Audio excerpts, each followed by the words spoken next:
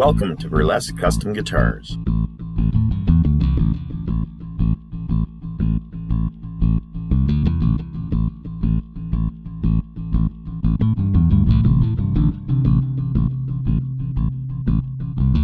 Guitars have been my passion for my entire life.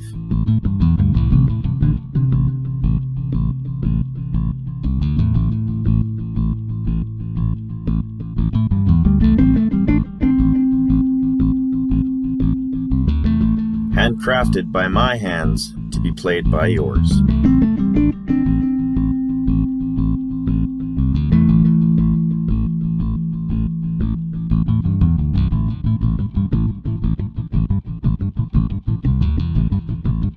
Each one I create is like no other.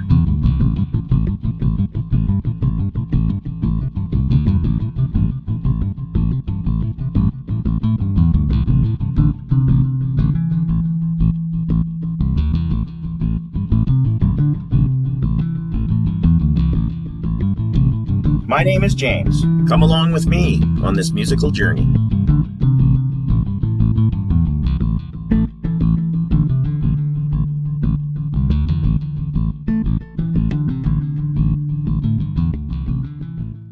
Hey guys, welcome to part 2 of pedals on Burlesk guitars. This week we're going to be talking about coloring effects, or the magical tones of the delays and the choruses and such. So as you've seen in the pictures in the intro, we're going to go over each pedal. I'm going to do a description of each pedal and what it does. Obviously I can't show you what each pedal does or we'd be here for weeks because there are so many pedals. I'm just trying to give you a really good idea of the basics and the ones that I've found that make your arsenal, you know, kind of cool and expandable, and just ones to have kind of sitting around just in case. So what I'm going to do is I'm going to start with the pedals, walk you through them individually, give you a basic description of them, then I'm going to show you how a few of them work, like delay, chorus, flanger, and pitch shifter, stuff like that. So let's get going. Compressor pedals. These are kind of a unique pedal that a lot of people don't realize what they do and what the advantage to having one is. They're used a lot in country music and, well, in pretty much all kinds of music, mainly country music. But what a compressor pedal does, it is a pedal that basically takes your signal chain and levels off all of the dynamics of the guitar. So when you strike a string, if it's too hard or too light, it will either dull the sound or make the attack smoother and overall basically make the sound even. So what it's doing is it's compressing the sound and then it sustains the sound. So you set it up to basically squeeze your tone and then shoot it back out. That's the best way I could kind of describe what a compressor does. That's what compression is. So when you see a compressor, it's usually compression and sustain, so you can create and control the level and the dynamic of your actual sound. The wah pedal, one of my faves, and this is my favorite wah pedal I've ever had. It's a Morley George Lynch Dragon 2. A wah pedal basically is a tone envelope filter that you control with your foot. So most, as you know, most guitars have a tone control knob on them, and whatever position it's in creates a certain overall tone of the pickup or what have you that's using. What a wah pedal is basically like a tone pod inside, and by you rocking it back and forth, you're actually doing that dynamically. It was kind of, that's how the guitar, or pardon me, the pedal was basically just kind of discovered by a guy messing around with his tone control on his guitar and said we should build this into a pedal. This pedal, if you look, has some pretty neat features on it. It's got a wah lock on it, so basically when you click that down, that means it's like the wah's cocked and open like Eddie Van Halen used to do on a lot of stuff, and a lot of guys use it. Gives you kind of a nasally tone. It's got a notch filter on it, it's got a loudness control, and it's also got a wow control on it, which basically kind of makes it a little more gritty and a little more grindy and a little more throaty when it's going through the actual stroke, as I like to call it. So it's literally like a foot control, tone control that you're basically using when you're using a wah pedal. The reverb pedal, or reverb on an amp, basically is the same thing. A reverb pedal usually has a little more control. What is a reverb pedal and what does it do? Well, reverb basically occurs when sound hits any hard surface or any wall or something, and it reflects back.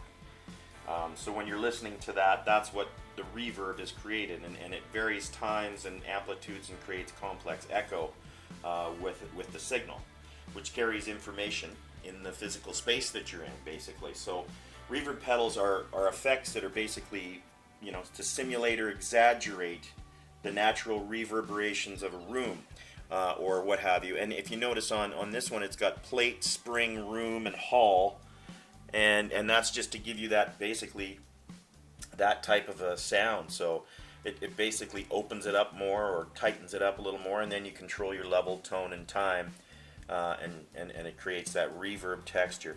Most guys use reverb. If they've got it on their amp, it's on. If they don't have it on their amp, they'll put one of these guys on their pedal board or something similar to it, just so they can give their tone a little fatter of a sound and make it sound like, it's in a bigger space. It really helps with the listener, that's for sure. Delay is basically an effect that takes music and plays back what is fed into it, so to speak. It happens in what we call milliseconds, and you can actually get up to, in some cases, I believe some are up to 3 seconds of delay, and basically what they do is they create like a cascading wall of sound, and it creates like an atmosphere. Pink Floyd uses it a lot. A lot of guys use it on soloing to make the solo basically, expand it and make it sound a lot bigger. Much like a reverb, with a little more exaggeration and a little more modulation. And basically, yeah, it's more like a recording device, whereas a reverb is more of a natural device. This is where looper pedals come from, which we'll talk about in a few seconds. Okay, so a looper pedal is basically a recording device, much like a delay, but you can record, depending upon the looper itself, up to, it's unlimited, how long you can hold it down and how big the memory card is inside of it. Basically what it is it's a recording device that will play back, and also you can record over top of it. It's really cool for practicing. It's really cool for making textures and tones in music. And if you don't have a rhythm guitar player, you can really make a song sound really cool. If you can do a lead over the same verse or what have you that you're playing in the song, you can actually utilize these live. I've seen guys use them, and it's pretty cool. So you can basically record, overdub the recording you're using, and play it back all in one on these units. And it all basically came out of delay units, because delay units, the longer they were able to start delaying the signal, they realized, hey, this will be helpful for guys. So this is where it's come to, and there's even better ones. There's bigger ones. There's meaner ones. There's ones with like 10 pedals on them that you can just do infinite things with. So very cool to have, and very versatile also live if you're so inclined. But that's basically what a looper pedal does. The octave pedal, or they're sometimes called octavers. Don't get them confused with pitch shifters, because they're a different thing, and we're going to talk about those right after. What an octave pedal does is plays an octave above or below, or in between, depending upon how you set it, of what you're playing on the guitar. So they became very popular in the 80s and 90s with the shredder acts like Satriani and Vai and Malmsteen and guys like that, because it makes their sound much bigger and their solos sound much bigger. It makes it sound like there's 2 or 3 guitars playing at once as opposed to one, and it makes a unique sound. It's very cool. It almost sounds like a bass guitar. You can make it sound like a mandolin kind of playing on the other end as well. But it's not a pitch shifter, it's an octaver. So it's basically what it says it is what it's doing. It's either an octave above or an octave below, or a little bit in between, depending upon how you set it. Really cool pedal. You do not want to use it for things like doing, chording or playing the song constantly. I can't recall anything I've ever heard with an octave pedal that's been recorded all the way through, because it's just too much of a signal to put through it at once. Singular notes are perfect, but chords, no. But that is an octave pedal, and what it does. It's a brilliant pedal, and it can really bring alive your solos. It's really cool. So here we have a pitch shifter delay pedal that I have on my board, and a pitch shifter is basically kind of what it says it's doing, is it's shifting the pitch of your signal. And it does it in interesting little things. I'm going to bring you up here now. I'm going to show you the Whammy Digitech Whammy pedal, which is also a harmonizer and a pitch shifter, octaver, etc. all in one. So it does the same thing. It's detuning and retuning your guitar as you're using this pedal up and down. It's kind of like a wah pedal and all of that built in one. So as you drop or bring this up, it can do octaves, it can do fourths, thirds, fifths, above or below what you're playing, and it can also do dive bombing and drop tuning on it as well, depending upon how you set it up. So a pitch shifter is basically shifting the pitch. It gives a very ominous tone. It's kind of an Egyptian overtone is what I would call it, as opposed to the octaver, where that would give you more of a bottom-endy really kind of deep sound. The pitch shifter can give you all kinds of really interesting overtones. Steve Vai and Joe Satriani used it all the time. Again, another effect that you don't want to use constantly, because it is meant for singular notes. If you want a really good example of a pitch shifter and how it's used, that's a complete piece. There's a piece by David Gilmour called Marooned, and he uses the Digitech Whammy pedal on it, and that's literally the reason I bought this pedal, so I could play that piece. So if you want to check out what this pedal can do, that's a great example of what you can expect out of one of these guys. The Univibe pedal. These are really unique pedals. They've been around for quite a long time. This is the latest version made by Dunlop, and I'm super happy to have this in my collection. What a Univibe basically is a chorus and a phase shifter and vibrato all in one. You can use it with a guitar or a keyboard or an organ. And basically what it does is it's a controlled effect. The intensity is controlled by this, what it looks like to be a wah pedal, but it's actually more of an expression pedal. It's got speed, volume, and intensity, chorus, vibrato, and then you can bypass the effect, but it gives you that kind of Leslie overtone if you want it for that Leslie effect. You can also get incredible choruses out of it, and vibrato as well. So it's a very, very complex but very unique effect, and there's lots of sounds in these guys, that's for sure. This is a B9 organ machine. This is a foot pedal that I really like. It's a unique pedal again. It gives you a keyboard sound when you're playing power chords and chords, as well as lead sounds. But if you're a little trio or you're just a guy playing by yourself and you want to have some fun, I highly recommend getting one of these, because it'll play exactly what you're playing in a keyboard fashion. And you've got all kinds of different settings on here. You've got octaves, cathedral, continental, bell organ, classic rock, gospel, jazz, fat and full, and those are all different keyboard sounds. But my favorite is the B9 organ myself personally, and I love this. I love playing classic blues and stuff with this on. It's a great pedal for playing that, and another great pedal to add to your arsenal, just to have a different, unique kind of sound, and you'll have people's heads spinning around going, where's the keyboard player, if you get one of these things, because it's a true story. If you look them up online, that's the biggest comment they get. People are looking around for keyboard players when you use this guy. So chorus pedals are very popular pedals. They're used in tons of music. They came around late 70s they really came around in music in the late 70s. And basically what a chorus pedal does, it's a great way to create a thicker sound from a single signal. So you're taking your signal and basically doubling it and setting the second signal either slightly out of tune or out of time with the first signal, so it creates a chorusing effect, or sounds like two different instruments playing simultaneously. So you can see I've got a few of them up here. There's a reason for that, because they all sound completely different, and I've got one on my board that's a CE5 that's kind of my go-to. It's kind of like a 2-in-1 for me. I find that kind of a combination of the CE2 and the CE3. It's a little tighter, a little more tunable. This is a really cool Ibanez chorus pedal. This allows you to get both chorus and flanger out of the pedal at the same time. so they call it a dual chorus. But just to give you an idea, the chorus pedal, the flanger pedal, and the phaser pedal are very close as to what they do. It's just how they manipulate the signal. We're going to talk about flangers and phasers next, but chorus is kind of where they came from. But chorus is a great effect for, again, if you're a single guitar player or you just want to make your guitar, you know, sound big and have that kind of 80s kind of arena rock sound. That's what chorus does.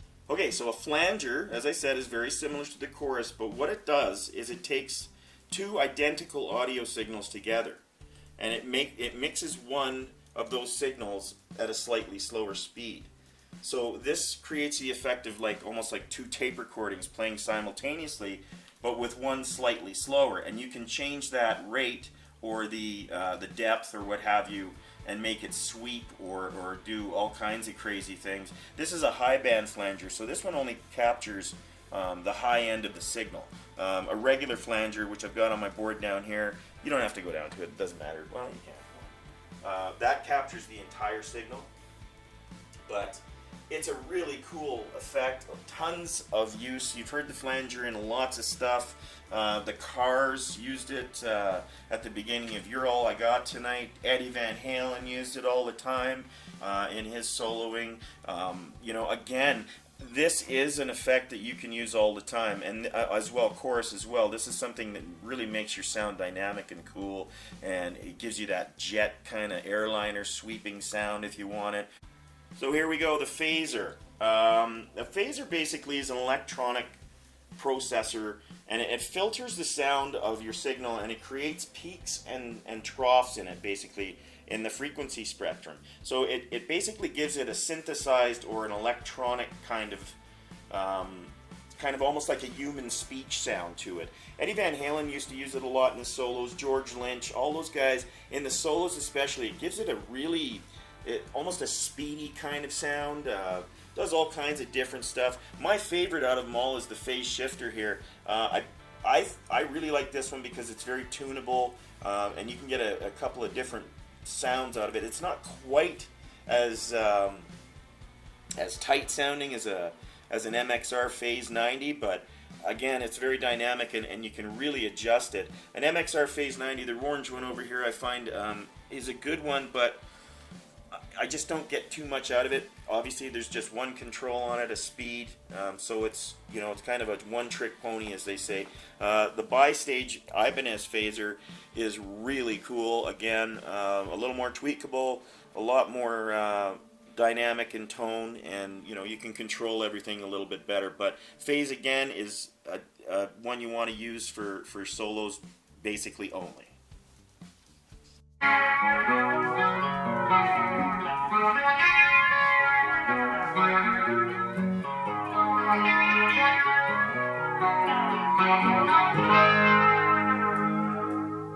So that is the flanger. And you can hear it's got a really dynamic sound. It's very cascading, it's swoopy and sweeping. You can get anything from that kind of a sound to like a jet airliner kind of sound. A lot of guys will use it for a chug. And you can kind of hear it doing that circling sound.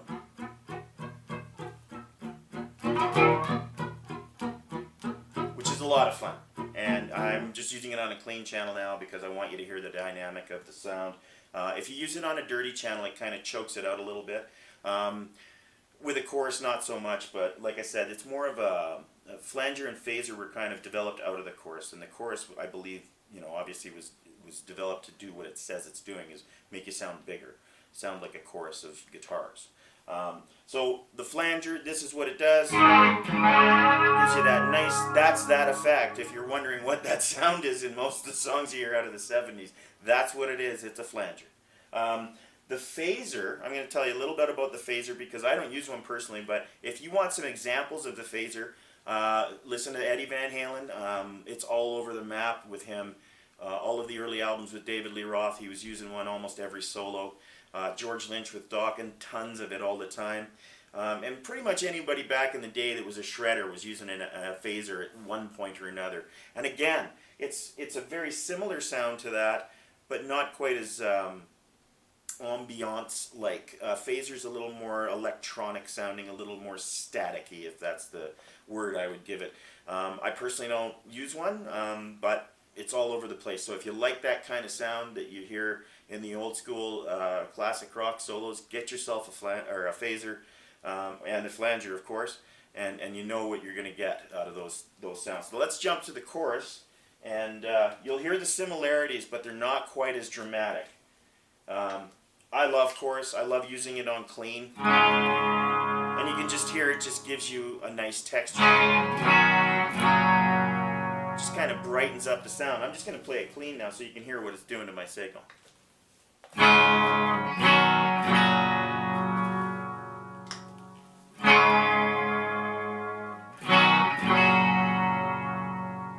It's giving it that chorusy kind of doubling it up, makes it beautiful, especially when you're doing kind of picking.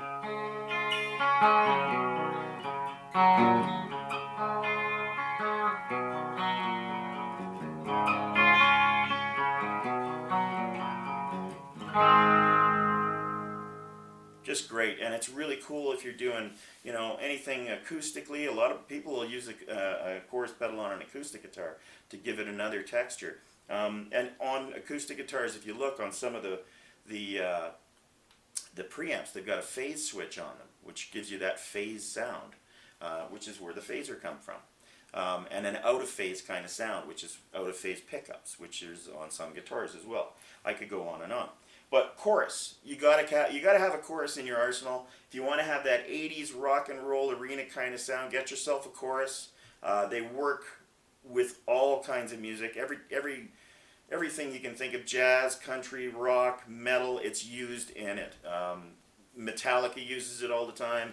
I could go on and on. But like I said, I've got a few of them because they're, again, a very dynamic effect and can be very simplistic or very detailed and complex in their use and how much you can actually do to that signal. Like the one that's a dual chorus is obviously a prime example and shows you how close the chorus and flanger are, because it basically is a chorus and a flanger in one pedal. And that's basically how close those pedals are. So yeah, get a chorus. If you love the 80s and you love that speed metal, and you love not speed metal, but the classic rock, and you love to shred, you'll hear MXRs and you'll hear flangers and phasers all over the place in that stuff. So you know what to look for. Next, we're going to talk about delays. Let's talk about a pitch shifter.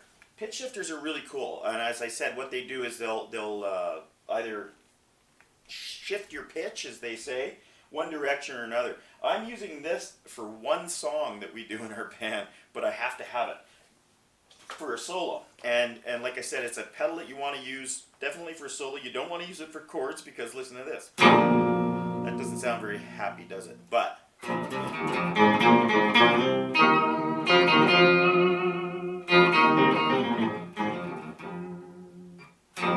that's what a pitch shifter does. And you can do either above or below the pitch that you're playing in. So you're getting both signals at the same time.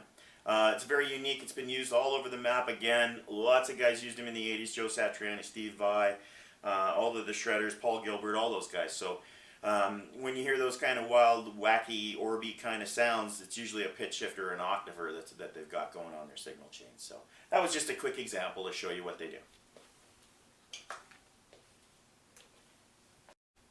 And last but not least, my absolute favorite effect in the whole world, which is why I have the biggest one on my board that I can afford, I guess, is delay.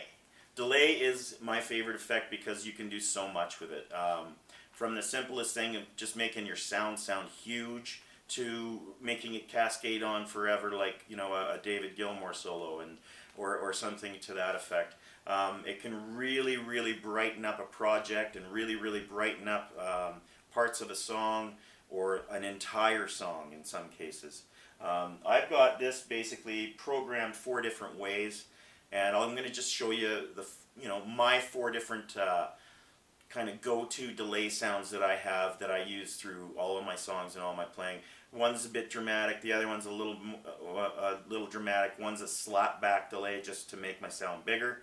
and then another one is just a setting that I use for a specific song. This is kind of a dramatic kind of delay. It's a little long, cascading, and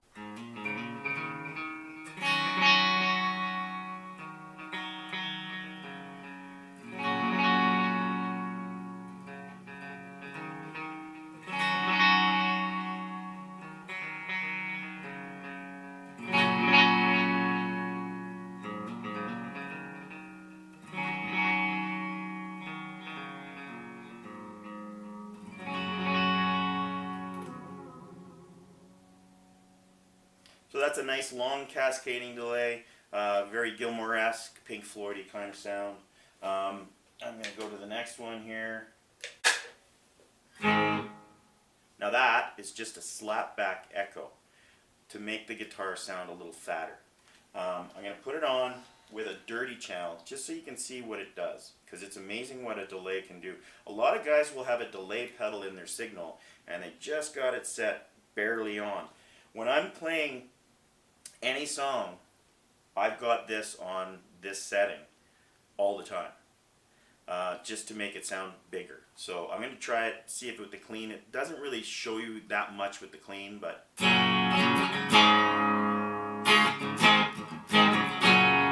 I'm going to take it off.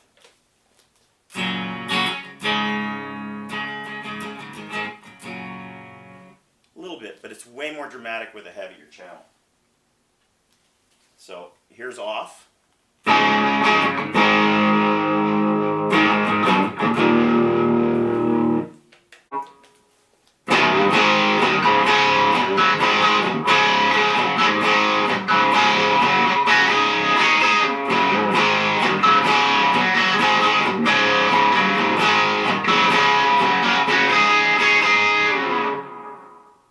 So you can hear the differences between the delay and no delay. Just gives you a little more oomph, a little more backbone. A lot of guys in metal use it. So again, I have that on all the time. So when I'm using my effects chain, whether I'm on clean or dirty, that's the tone I'm going after. So I'm going to go back to the clean and show you a couple more examples of delay. You can hear that's nothing too dramatic. It's not cascading along and along and along. But the next one here is kind of a different, kind of a cathedral-y kind of Eddie Van Halen type thing that you can hear. It's just going to cascade on and on. Very slow delay, time delay set, the rate set slow. So it's meant for doing slow stuff.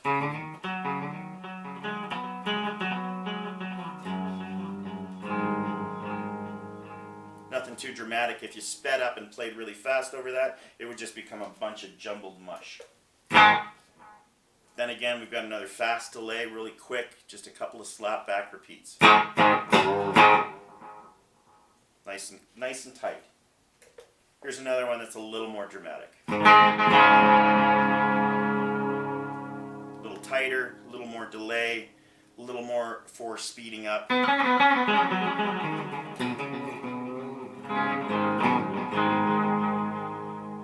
So that's basically how you kind of have to set a delay to what you're playing. That's why there is a tap tempo usually on a delay, and that's so you can set it to the tempo of the song, so it'll cascade properly with the beat or what have you.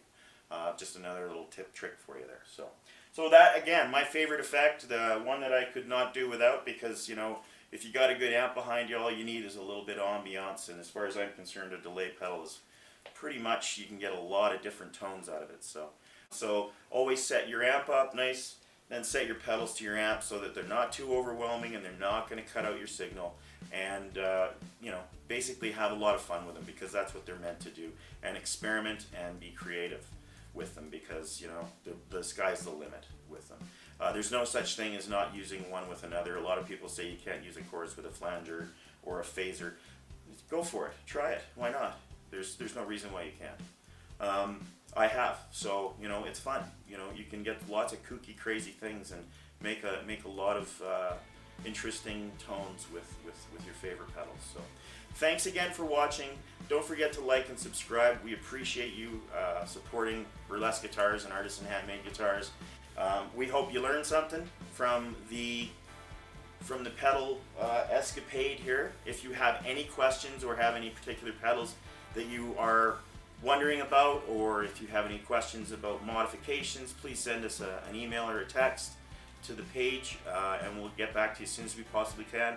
Again, thank you. Hit like and subscribe, and thanks for supporting Burlesk Guitars. Have a great week.